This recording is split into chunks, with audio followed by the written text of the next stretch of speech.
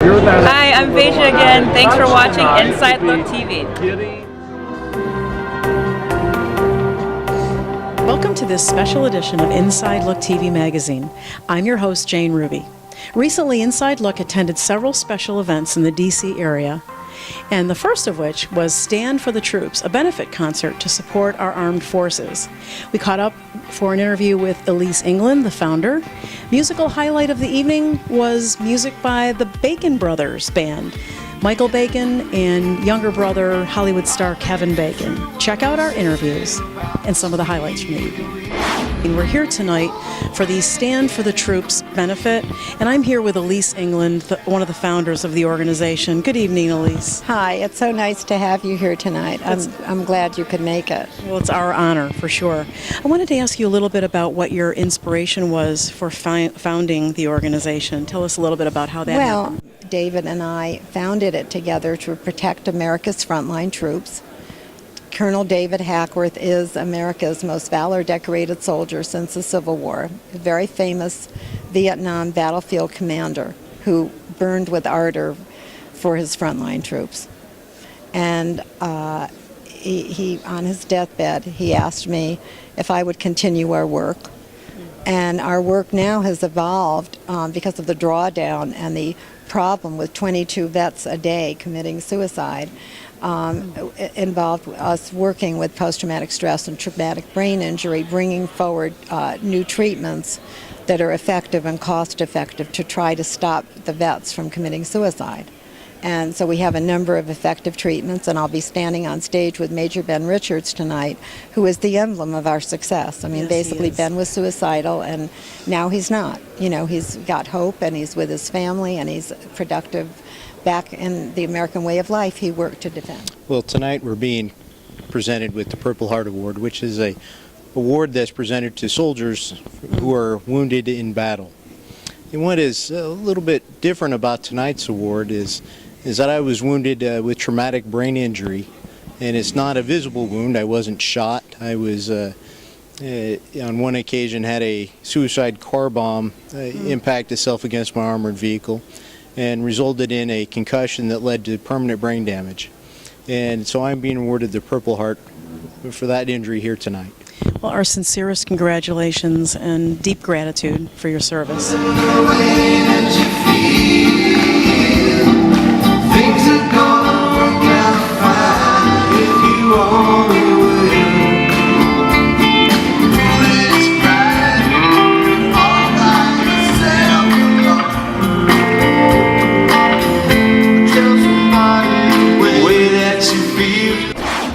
I'm here tonight with Michael Bacon from the Bacon Brothers, just finishing a great concert tonight. Absolutely fabulous. Good. It was fun. It was a great audience and a great cause, and we were really happy we were here.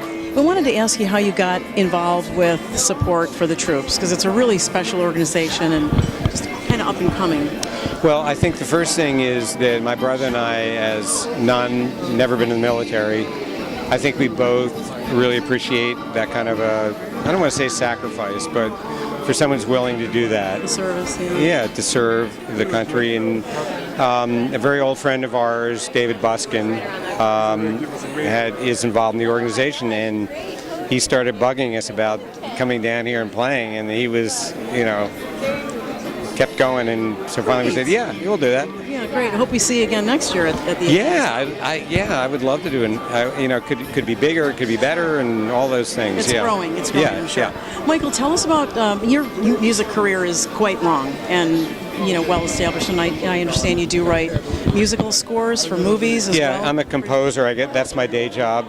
So people hire me to write music for films and television shows. Is the music we heard tonight, which to me is it's kind of a classic, I don't want to characterize it, but it reminds me of the quality of the Beatles and that sort of. Yeah, it's old school. Yes. It's the kind of music I've always played. So yeah, acoustic folk rock, songwriter. In terms of the sound of the band is really what we always have done. We're not going retro. That's what we always did. What you hear is, comfortable for us with Hammond organ and acoustic guitars and harmonies. That's all stuff that we kind of grew up with. And how has the band really kind of evolved along the way in terms of when I see the group today and all the talent that you had on stage? How has that evolved? Well, it started out as kind of a one-shot thing, and my brother had never played live in front of anybody except with me playing percussion, but strapping on a guitar and singing his own songs, that was new for him. And we sort of did it as a goof for an old friend of his in Philadelphia, and then he really liked it and I liked it and people came, and so we booked a second job, and it's kind of leading us by the nose. We're not really planning how it's going to go, which is kind of nice, but it is our thing. It's the one thing that we completely control. I mean, when my brother does a movie, it's for, all the movie people, and when I do a film score, I'm doing it for I'm working for people. So this is both of your worlds. And yeah, this is the one thing we really control. Sure. We had a wonderful time at that concert and met some amazing people, some very dedicated volunteers. And the music was fabulous. Michael and Kevin Bacon are naturals. I really loved the music because it was a lot of classic rock. It was really easy to listen to and just great fun. Up next, Inside Look attended the 2014 kickoff to the Susan G. Komen Global Race for the Cure. And we got a chance to interview Malaak Compton-Rock, wife of comedian Chris Rock, and founder of the Angel Rock Project. We also had an opportunity to speak to Dr. Judy Salerno, who's the new president of Susan G. Komen. And lastly, we talked to some ladies from DC Pink Divas. Let's roll the tape.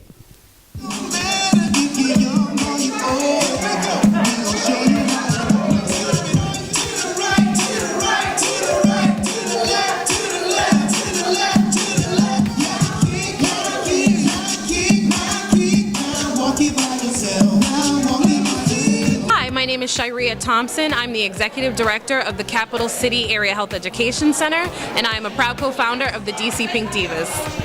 In 2011, we were coming together. We had just started in DC working with navigation, and we were seeing something very different east of the river in Ward 7 and 8. And so the patients that, live closer to the medical centers were just, they were getting to their patient care. They were getting transportation. They were making those connections. But unfortunately, on east of the river, the women were not. There were barriers to that. And so we wanted to actually create a program for women in their own community where they could actually access the resources, but also come together and really talk about what was happening and empower each other. So for us, it was very personal because we wanted to stop the issues that we had been seeing and really find a solution, and that's what Divas is about. That is really where we come from. We are a sisterhood of women that are from Washington, D.C., that live here, work here, and we wanted to actually reach women in our own community because we know that we are the #1 people, unfortunately, dying of breast cancer right now in this country, and we wanted to make a difference. So we actually bring women together, and they reach women in their own communities, and we go to places where people live, work, and play, as we say. My name is Judy Salerno. I'm President and CEO of Susan G. Komen. I'm a medical doctor, and I love my identity as a person who takes care of patients, and I've always tried to stay even a little bit in clinical work. Keeps me honest, keeps me grounded, and I've done biomedical research at the NIH, and I have run health policy programs at local and national level. I ran an entire division of the Department of Veterans Affairs Health System, and most recently I came from the Institute of Medicine at the National Academies where I was the executive director. But it's all the experience that I bring to Komen, but Komen won my heart with its mission. Well, I think we need to re-energize what we do because the breast cancer movement is 32 years old now since the founding by Nancy Brinker in 1982, and what we need to do is see how we are in our middle age. We've made a lot of progress, but let's look at the directions where we need to go. We're going to focus on our mission, our mission, our mission, and that is through research, through community health and outreach, and particularly giving attention to underserved communities. We have Young Professionals Days. We have some programs where they're teaching even in high school about breast health. It's important because you never think of young women having breast cancer, and so they ought to be familiar with their bodies, even if they're not at the stage where they'll get a mammogram, that they ought to know if there's a change in their bodies and bring it to a medical professional's attention.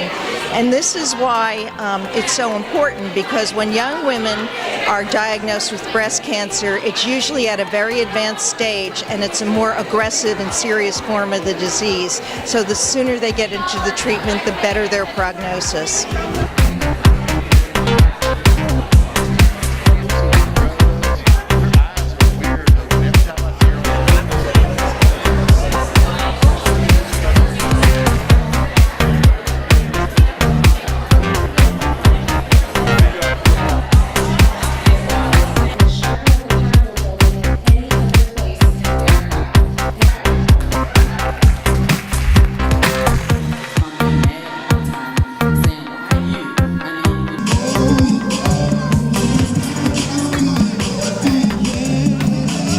My name is Yvonne Nelson, and I'm a breast cancer survivor. I was diagnosed in 2010. I'm now a survivor, thanks be to God for that. In 2013, I was also diagnosed with uterine cancer. I have a hysterectomy, and I'm here. So thanks be to God. So in 3 years, I've been surgery for 2 for breast and 1 for uterus, and I'm doing good. With the DC Pink Diva through one of their divas. She's a breast cancer survivor, and I've known her from a former church. And when she invited me to be a part of it, I was really glad to do so, because I needed was to tell my story and to encourage other women about breast cancer.